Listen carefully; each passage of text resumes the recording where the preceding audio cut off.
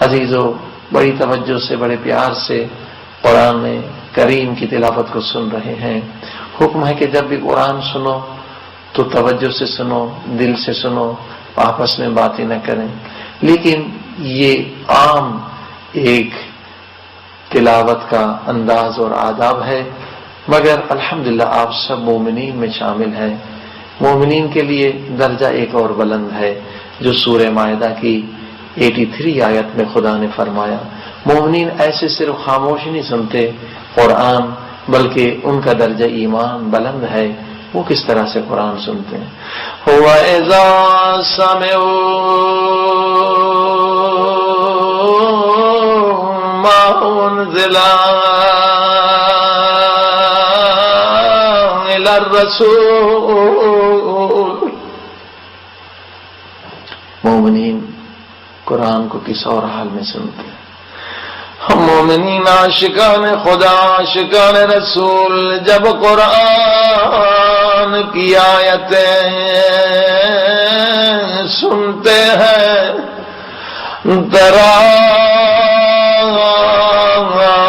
اعینہم تفیض من الدم، ان کے آنکھوں سے آنسو جاری ہو جاتے۔ یہ ایمان پیدا کریں کہ جب قرآن کی آیتیں سنیں اس قدر اثر انداز ہوں کہ آنکھوں میں آنسو آ جائیں۔ مما عرفوا من الحق، جنہوں نے حق کی معرفت حاصل کی، ان کا انداز یہ ہوتا ہے۔ اور جب قرآن سنتے ہیں کیا کہتے ہیں؟ یقولون ربنا آمنا فاکتبنا مع الشاہدین، اے خدا ہم ایمان لے آئے، اے خدا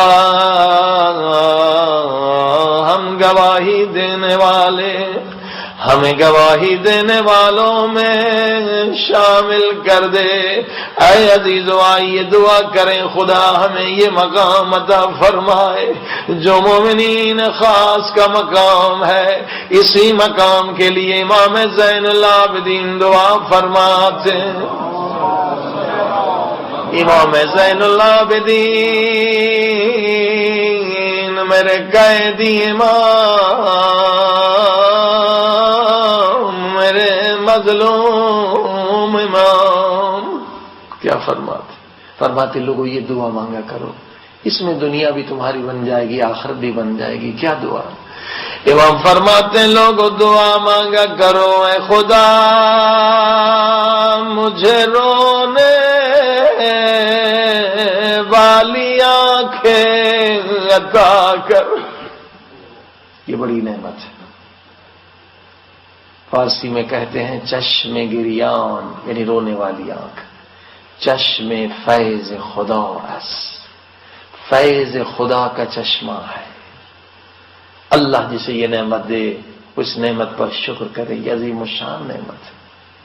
یہ انبیاء کی سنت ہے، یہ اولیاء خدا کی سنت ہے۔ امام فرماتے ہیں خدا مجھے رونے والی آنکھیں عطا کر۔ کس لیے؟ یہ ہمیں سکھا رہے ہیں، خود معصوم ہے، تاکہ یہ آنکھیں تیری محبت میں بھی روئیں اور حسین کی مظلومیت پہ بھی روئے۔ کہ رونا خدا کو بڑا پسند ہے، اس رونے کی بڑی عظمت ہے۔ حضرت عیسیٰ علیہ السلام سے خدا نے پوچھا، اے عیسیٰ تجھے معلوم ہے دنیا میں سب سے محبوب ترین چیز میرے پاس کون سی ہے؟ عیسیٰ نے کہا مالک تو بتا۔ خدا نے کہا سب سے محبوب ترین چیز میرے نزدیک گنہگار کے وہ آنسو ہیں جو خلوص کے ساتھ توبہ کے وقت بہاتا۔ اے خدا ہمیں رونے کی توفیق عطا فرما